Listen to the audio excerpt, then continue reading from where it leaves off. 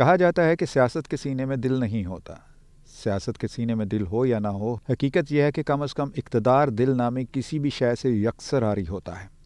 دنیا میں اس حوالے سے مثالیں جا بجا بکھری پڑی ہیں کہ کیسے اقتدار کے لیے خونی رشتے ہی مد مقابل آ گئے اور اپنی تلواریں ایک دوسرے کے خون سے رنگ لیں۔ دنیا کی تاریخ اٹھا کر دیکھ لیں، کہیں اقتدار کے لیے بھائی بھائی کے خون کا پیاسا نظر آتا ہے تو کہیں باپ اور بیٹے کی اس بات پر ٹھن جاتی ہے۔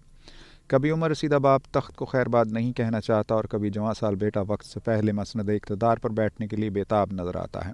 افسوسناک اور دلخراش حقیقت یہ بھی ہے کہ ہماری مذہبی تاریخ بھی اقتدار کی ہوس سے پاک نہیں رہی۔ اگر تاریخ اسلام کی بات کی جائے تو نبی اکرم صلی اللہ علیہ وآلہ وسلم کے اس دنیا سے پردہ فرمانے کے صرف 60 سالوں کے بعد ہی ان کے خانوادے کو میدان کربلا میں ذبح کر دیا گیا۔ میدان کربلا میں اس شخصیت کو خون میں نہلا دیا گیا جسے حضور اکرم صلی اللہ علیہ وآلہ وسلم نے اپنی آنکھوں کی ٹھنڈک قرار دیا تھا۔ وجہ یہ تھی کہ سیدنا امام حسین رضی اللہ تعالیٰ عنہ حق اور اسلام کی سربلندی کے لیے میدان میں اترے تھے، جبکہ دوسری طرف اقتدار کی ہوس نے آنکھوں پر ایسی پٹی باندھ رکھی تھی کہ مارنے والوں نے یہ تک خیال نہ کیا کہ وہ جس پر تلواریں سونت رہے ہیں اور تیر برسا رہے ہیں اس ہستی کا تعلق کس عظیم گھرانے سے ہے۔ ایک تلخ حقیقت یہ بھی ہے کہ اقتدار کے لیے اتنا بڑا ظلم ڈھانے والا محض 3.5 سالوں تک برسر اقتدار رہا اور 39 برس کی عمر میں یہ کالک ہمیشہ کے لیے اپنے منہ پر مل کر دنیا سے چلا گیا۔ دوسری طرف حق کی خاطر آواز بلند کرنے کی پاداش میں موت کو گلے لگانے والی ہستی رہتی دنیا کے لیے ایک منارہ نور کی سی حیثیت اختیار کر چکی ہے۔ واقعہ کربلا ہی نہیں، واقعہ ہرا بھی یزید ہی کے دور میں پیش آیا، جس کی تفصیلات دل دہلا دیتی ہیں۔ شاید اسے بھی یہی گمان ہوگا کہ شاہان گزشتہ کی طرح اپنے راستے کی تمام رکاوٹیں ختم کرنے کے بعد اقتدار ہمیشہ کے لیے اس کے گھر کی باندی بنا رہے گا، مگر تقدیر کو کچھ اور ہی منظور تھا۔ تاریخ کا اتنا بڑا ظلم کرنے کے بعد بھی اسے بہت مختصر سے وقت کے لیے اقتدار میں رہنا نصیب ہوا۔ گویا وہ ان مکروہ افراد کی فہرست میں اپنا نام درج کرا کے اس دنیا سے رخصت ہو گیا جو اقتدار کے لیے کسی بھی حد تک جانے کو تیار رہتے ہیں اور جن کے نزدیک صرف اور صرف اقتدار اور طاقت ہی سب کچھ ہوتی ہے، چاہے اس کے لیے کتنے ہی بے گناہوں کا خون کیوں نہ بہانا پڑے۔ تاریخ اسلام میں بنو امیہ کا دور لگ بھگ 90 سالوں پر محیط ہے، مگر حضرت عمر بن عبدالعزیز کے دور کے سوا یہ پورا دور اقتدار، ظلم، جبر اور استبداد سے عبارت ہے۔ 90 سالوں کے بعد بنو عباس لوگوں کو یہ یقین دلانے کے بعد کہ وہ خاندان رسالت کے لوگ ہیں اور اقتدار میں آنے کے بعد کتاب و سنت کی عملداری اور حدود اللہ قائم کریں گے، اقتدار میں آنے میں کامیاب ہو گئے۔ لیکن ہوا کیا؟ بنو امیہ کے دارالسلطنت دمشق کو فتح کرنے کے بعد عباسی فوجوں نے وہاں ایسا قتل عام کیا کہ 50,000 مسلمانوں کو موت کے گھاٹ اتار دیا۔ 70 دنوں تک دمشق کی جامع مسجد گھوڑوں کا استبل بنی رہی۔ سابق حکمرانوں کی قبریں کھود کر ان کی لاشیں نکالی گئیں۔ حشام بن عبد الملک کی باقیات قبر سے صحیح سلامت مل گئیں تو اسے باہر نکال کر کوڑوں سے پیٹا گیا اور پھر کئی روز تک سرعام چوک میں لٹکائے رکھا گیا، جس کے بعد اس لاش کو جلا کر اس کی راکھ اڑا دی گئی۔ حرمین شریفین بھی اس دور میں محفوظ نہ رہے۔ ابو العباس صفح بنو عباس کا پہلا خلیفہ، اس کے خلاف موصل میں بغاوت ہوئی تو اس نے اپنے بھائی یحییٰ کو سرکوبی کے لیے بھیجا۔ یحییٰ نے اعلان کیا کہ جو شہر کی مسجد میں داخل ہو جائے گا اس کے لیے امان ہے۔ لوگ ہزاروں کی تعداد میں مسجد میں جمع ہو گئے۔ یحییٰ نے مسجد کے دروازوں پر پہرا لگا کر ان تمام پناہ گزینوں کے قتل عام کا حکم جاری کر دیا۔ 3 روز تک موصل میں قتل و غارت کا بازار گرم رہا۔ مشہور مصنف اور مورخ محمد علی ابن طباطبا بحیثیت مجموعی خلفائے بنو عباس کی حمایت کرتا ہے، مگر ساتھ ہی یہ اعتراف بھی کرتا ہے کہ عباسی حکومت بھی مکر و فریب اور بے وفائی کی حکومت تھی۔ اس میں جتنی قوت اور طاقت تھی، اس سے کہیں زیادہ ہیلا گری اور دغا بازی تھی۔ خصوصاً آخری دور میں عباسی خلفاء نے فریب اور دغا کو اپنا وتیرہ بنا لیا تھا۔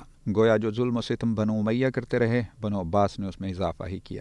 شاید انہوں نے بھی یہی سوچ لیا تھا کہ اب چونکہ وہ اقتدار میں آ گئے ہیں، لہٰذا حکومت ہمیشہ کے لیے ان کے گھر کی باندی بن گئی ہے۔ دراصل یہ سارا کھیل اقتدار کا تھا۔ خلافت عثمانیہ کی مثال لے لیجئے، وہاں ایک ایسی متنازع رسم رہی کہ جس کا داغ کبھی نہ دھل سکے گا۔ اس سلطنت میں رواج تھا کہ جو بھی خلیفہ بنتا تھا اس کے دیگر تمام بھائیوں کو موت کے گھاٹ اتار دیا جاتا تھا تاکہ بادشاہ کے اقتدار کو چیلنج کرنے والا کوئی بھی باقی نہ رہے۔ 1595 کا ایک دن اس رسم بد کی ایک نہایت خوفناک مثال پیش کرتا ہے۔ سلطنت عثمانیہ کا سورج اس وقت نصف النہار پر تھا۔ سلطان مراد سوم کے انتقال پر وقت کی سپر پاور کا اقتدار ان کے بیٹے محمد محمد کو مل چکا تھا، جو اب سلطان محمد سوم بن چکا تھا۔ تاریخ گواہ ہے کہ استنبول کے شاہی محل میں نئے سلطان کی آمد کے ساتھ ہی وہاں سے 19 شہزادوں کے جنازے نکلے تھے۔ یہ جنازے سلطان محمد سوم کے بھائیوں کے تھے اور انہیں سلطنت میں رائج بھائیوں کے قتل کی شاہی روایت کی وجہ سے نئے سلطان کے تخت پر بیٹھتے ہی باری باری گلا گھونٹ کر قتل کر دیا گیا تھا۔ سلطنت عثمانیہ کی تاریخ پر مبنی کتاب لارڈز آف دا ہورائزنز، مشرق اور مغرب کے آقا کا مصنف جیسن گوڈون تاریخ کے مختلف ذرائع کے حوالے سے شہزادوں کی ہلاکت کی رودات بیان کرتے ہوئے لکھتا ہے کہ شہزادوں کو ایک ایک کر کے سلطان کے سامنے لایا گیا۔ عمر میں سب سے بڑے شہزادے نے، جو خوبصورت اور صحت مند جسامت کا مالک تھا، التجا کی کہ میرے آقا، میرے بھائی، اب آپ میرے والد کی جگہ ہیں، میری زندگی اس طرح ختم مت کریں۔ غم سے نڈھال سلطان نے اپنی داڑھی نوچ لی لیکن جواب میں ایک لفظ نہ بولا۔ جیسن گوڈون اس دن کا ذکر کرتے ہوئے لکھتا ہے کہ گلیوں میں یہ جنازے جاتے دیکھ کر استنبول کے شہریوں کے دل دہل گئے۔ یہ ہوتا ہے اقتدار کا ظالمانہ کھیل جس کی کوئی توجیہ پیش نہیں کی جا سکتی۔ اگر ہم اپنے خطے کی تاریخ ہی دیکھ لیں تو یہاں بھی اقتدار کے لیے یہی سب کچھ ہوتا رہا ہے۔ جہانگیر 3 نومبر 1605 کو شہنشاہ بنا۔ اس کی تخت نشینی کے ساتھ ہی اس کے بیٹے خسرو مرزا کی بغاوت شروع ہو گئی تو اس کے جہانگیری کے مطابق خسرو نے لاہور کا محاصرہ کر لیا تھا، جس کا دفاع دلاور خان نے کیا۔ جہانگیر جلد ہی ایک بڑی فوج کے ساتھ لاہور پہنچا اور بھیروال کی لڑائی میں خسرو کو شکست دی۔ خسرو اور اس کے ساتھیوں نے کابل کی طرف بھاگنے کی کوشش کی لیکن چناب عبور کرتے ہوئے پکڑے گئے۔ خسرو کو سب سے پہلے لاہور لایا گیا، جہاں اسے ہاتھی پر بٹھا کر کامران کی بارادری سے شاہی قلعے تک لے جایا گیا۔ سڑک کے دونوں طرف اس کا ساتھ دینے والوں کو نیزوں پر پرو دیا گیا اور پھانسی پر لٹکایا گیا۔ خسرو یہ بھیانک منظر دیکھنے اور ان لوگوں کی چیخ و پکار سننے پر مجبور تھا۔ یہ عمل متعدد بار دہرایا گیا۔